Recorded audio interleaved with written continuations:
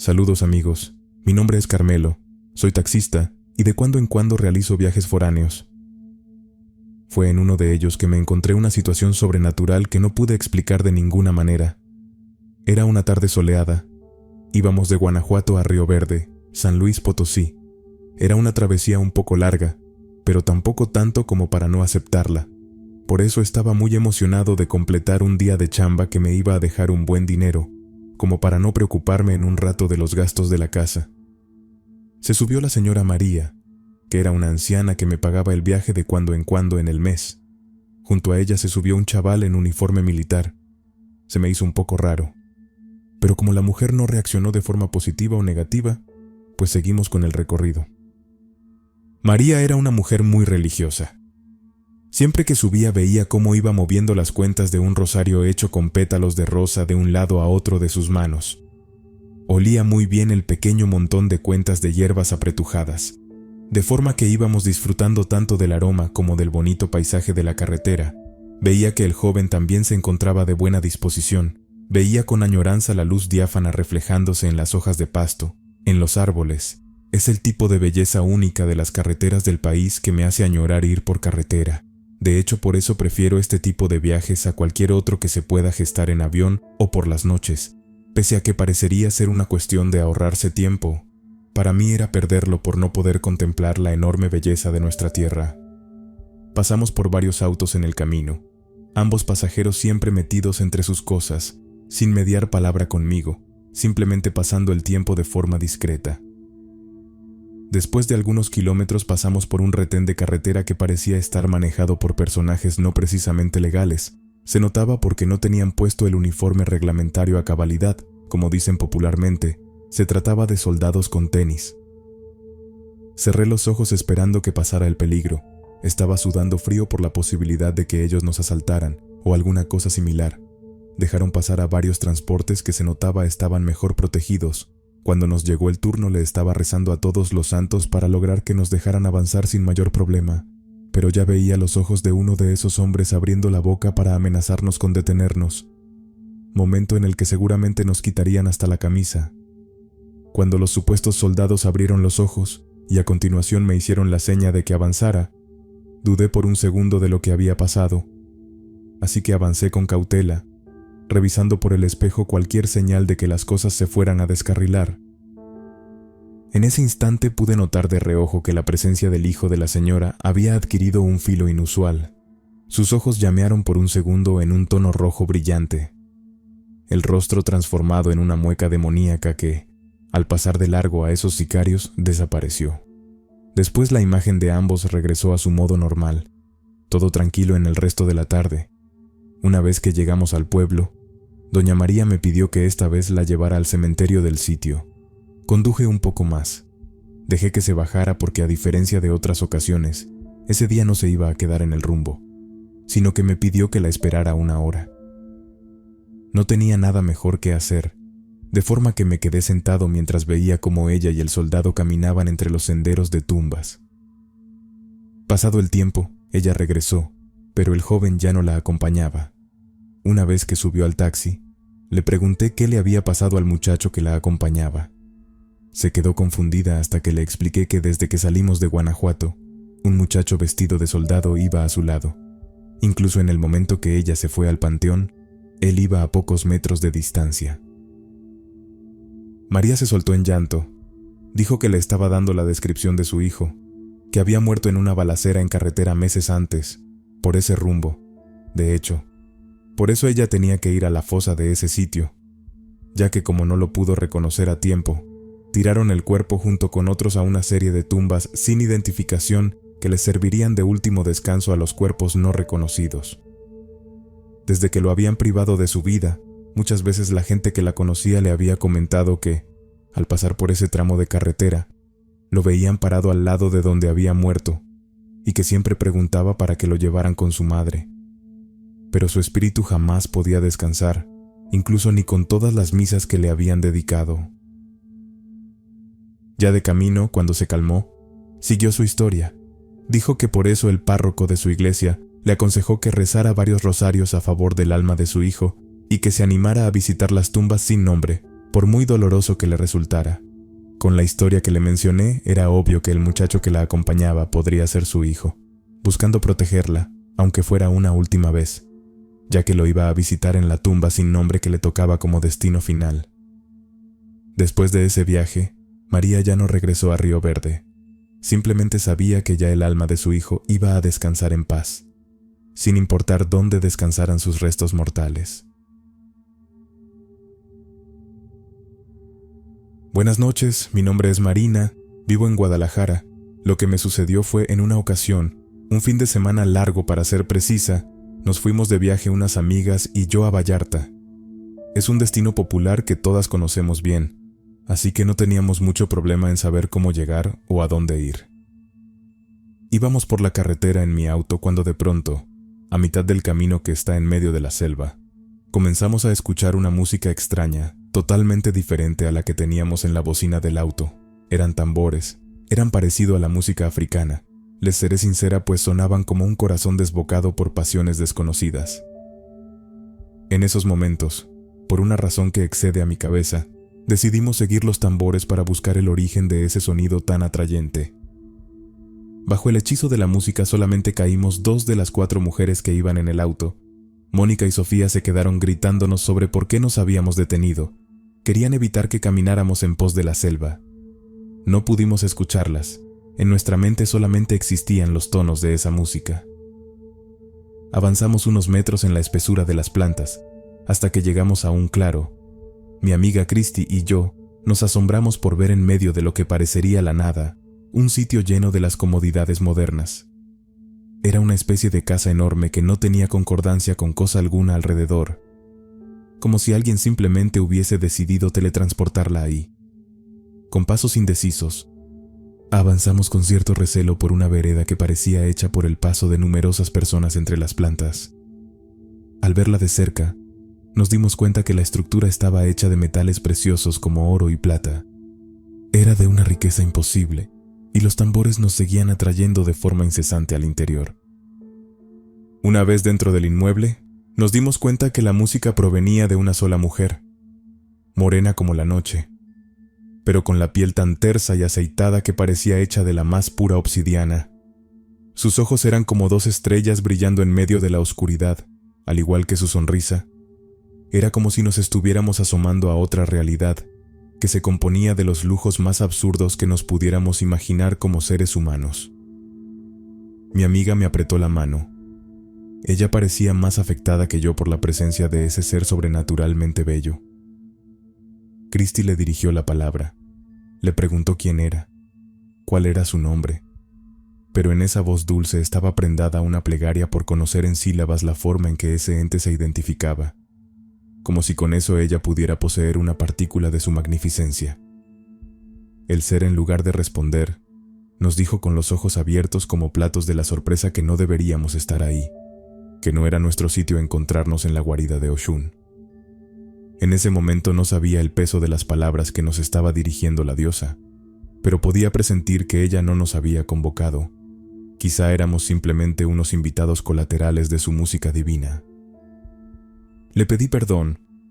Le dije que habíamos entrado ahí por la arboleda, pero no había rastro alguno del camino original que habíamos tomado para llegar ahí, solamente una pared verde, que se elevaba en forma de un cerro imposible de cruzar por nuestros medios. Ambas comenzamos a temblar de miedo. Apenas la razón estaba regresando a nuestros sentidos, ahora que la música había dejado de sonar. La mujer nos vio de lleno meciendo la cabeza. Extendió las manos y en un segundo ya estábamos de rodillas con sus palmas en la coronilla. Nos comentó que eran pocos los que podían acudir en su búsqueda y aún menos los que podían adentrarse en su santuario, y que nos dejaría ir con una condición: tendrían que jurarle lealtad en la tradición yoruba y nos iría muy bien. Yo le dije que sí, pero mi amiga dudó unos segundos. Esto antes de que fuéramos proyectadas lejos de ahí y nos encontráramos al pie de la carretera, con nuestras 2 amigas restantes llorando desesperadas y 2 patrullas que ya comenzaban a buscarnos entre la maleza.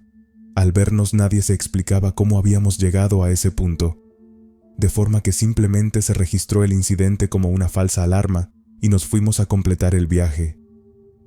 Una vez de regreso en Guadalajara, Me puse a investigar y resultó que yo tenía ascendencia africana por parte de una bisabuela de la región Yoruba.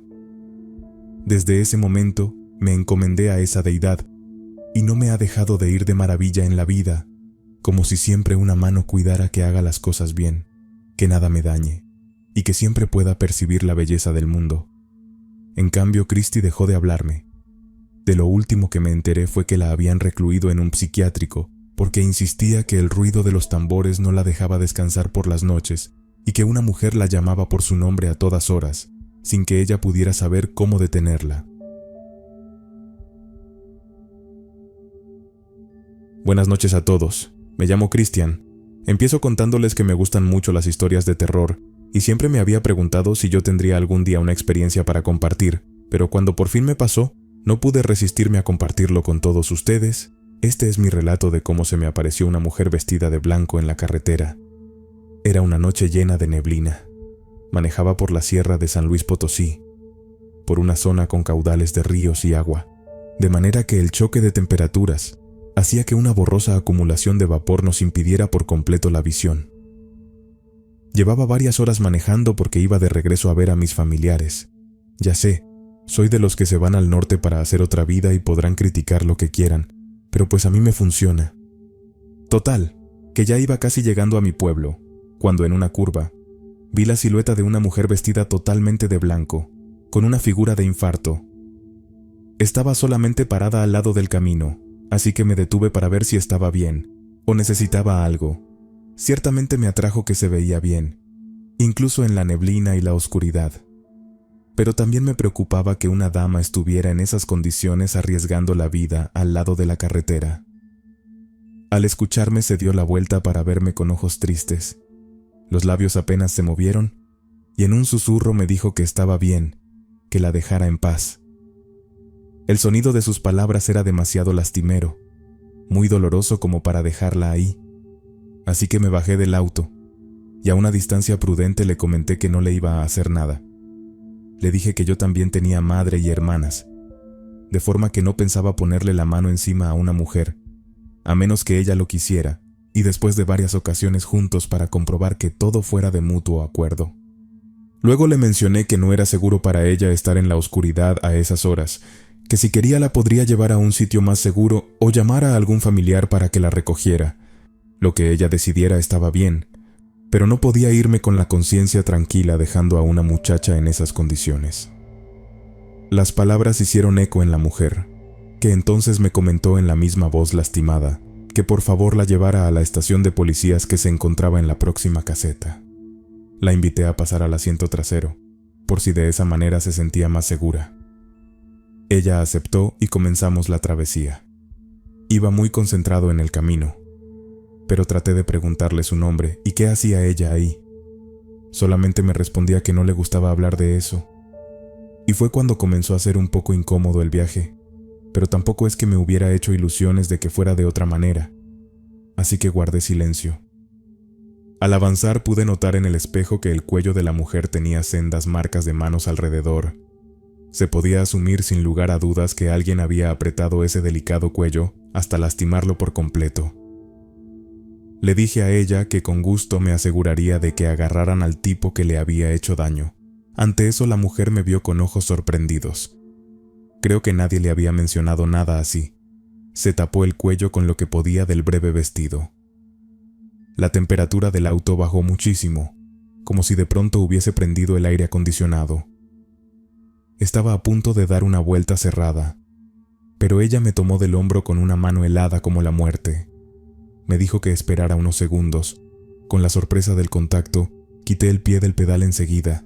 Mi corazón estaba saltando porque su voz no había sonado tímida y callado, sino que era el tono de un demonio salido del infierno mismo que me pedía quitar el pie del acelerador. En ese instante pasó un tráiler de forma muy cerrada.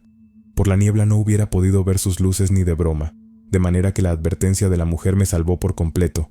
Cuando me quise voltear para agradecerle, ella ya no se encontraba ahí, solamente la sensación de que acaba de presenciar a un ser fantasmal. Me quedé por unos momentos asimilando lo sucedido. Se sentía muy frío y fue cuando caí en cuenta que había tenido el encuentro con una aparición. Puse en marcha el auto y manejé despacio hasta que llegué a la casa de mis padres. Ya me encontraba un poco tranquilo. Al verme, mi mamá me preguntó qué me había pasado. Yo solo le contesté que no tenía ni idea. Gracias por contar mi anécdota. Y recuerden que es mejor no desear tener alguna experiencia con lo sobrenatural. Hola a todos, especialmente los que como yo escuchan frecuentemente el canal de Inframundo. Cuando uno es fanático de estas cosas, no te imaginas que te suceda, pero a mí casi me mata un fantasma en la carretera. Con mi trabajo tengo que viajar constantemente. En esa ocasión venía a casa de regreso de Oaxaca. Vivo en la Ciudad de México, así que tuve que tomar algunos tramos complicados. Era ya medio tarde, lo que en los caminos de la sierra oaxaqueña se traduce en que la luz ya ha dejado de iluminar la carretera, de manera que tenía que ir bien atento para no volcarme en alguna curva que acababa en el fondo de un barranco. Me encontraba bastante tenso con el viaje. Las luces apenas me dejaban ver algunos metros delante. Para terminar mi mala suerte, una niebla espesa se presentó. En segundos mi visión estaba limitadísima. Comencé a desesperarme. Quería salir de esa situación inmediatamente, pero al menos me esperaban un par de horas más así para que luego la carretera se abriera casi recta y pudiera llegar a mi casa con bien. Así que mejor pensé en eso y me fui despacio para evitar un accidente. Cuando ese pensamiento pasó por mi mente, como si lo hubiera invocado, pude escuchar rugir un motor que iba a toda velocidad en dirección contraria a la mía, como si no le importara ni su vida ni la mía. En pocos segundos pude ver unas luces a una buena altura. Se trataba de un tráiler que parecía estar dando la vuelta a toda máquina. Cerré los ojos mientras apretaba el freno con el pie. Era una cosa tremenda que por pura cuestión de que iba a velocidad de tortuga, pude frenar a tiempo para no impactarme con el vehículo. No fue necesario dar un volantazo ni mucho menos. Simplemente mis neumáticos alcanzaron a posarse con suavidad, sin que hubiese mayor problema. Y qué bueno que pasó así, porque enseguida pasó detrás de mí otro auto que ni había visto debido a la niebla que, al quererme rebasar, chocó de pleno con una roca que sobresalía de un cerro en el camino. Al parecer los laterales de la carretera habían sufrido daño, y nadie lo había reportado. Una vez que pasó el tráiler, la niebla se levantó por completo y me dejó ver la extensión del accidente. Frente a mí estaba una camioneta totalmente hecha pedazos. Debajo del motor salía un montón de aceite, mezclado con un líquido rojo que solamente podía suponer que era sangre. Saqué de la cajuela unos conos que puse bloqueando el camino y enseguida llamé a la federal. Me importó poco si venía alguien y no podían pasar. Había una persona o más ahí dentro. Me preocupó no escuchar gemidos o alguna voz de auxilio. Creo que mucho más escalofriante que sentir desesperación por no poder ayudar, era sentir el aliento gélido de la muerte soplarte en la nuca, porque sabes que, si un ser después de tremendo golpe no emite ninguna queja, ni la más mínima señal de que hay algo que pueda verse como un suspiro de vida. Después de unos minutos que se me hicieron largos, por fin llegaron las patrullas y una ambulancia. Me quedé para ver todo el proceso. Tuvieron que llamar a unos bomberos para que pudieran sacar el vehículo completo de la roca en la que estaba estrellado. Pero como pensamos todos al ver el choque, las personas al interior habían fallecido. Era un total de 3. Un conductor, un escolta y una mujer que se notaba que era de dinero porque tenía ropas y joyas que se veían finas. Los de la Guardia Nacional me interrogaron. Les dije cuando sabía. Uno de ellos me tildó de loco. El otro me apartó unos minutos para decir que él sí me creía. Varias personas se habían accidentado en ese sitio en ocasiones anteriores, pero como hasta ahora ninguna había sobrevivido para contarlo, pues nadie tenía idea de exactamente qué estaba pasando. Había algunos oficiales que incluso decían que el sitio estaba maldito, porque aunque reparaban constantemente el punto, siempre pasaba algo que provocaba deslaves en los laterales. Incluso ya se había pedido que clausuraran el punto, pero como era una carretera de acceso casi única a algunos poblados cercanos, no podían hasta que la ciudadanía tuviera otra opción para proceder. Esa explicación me dejó helado.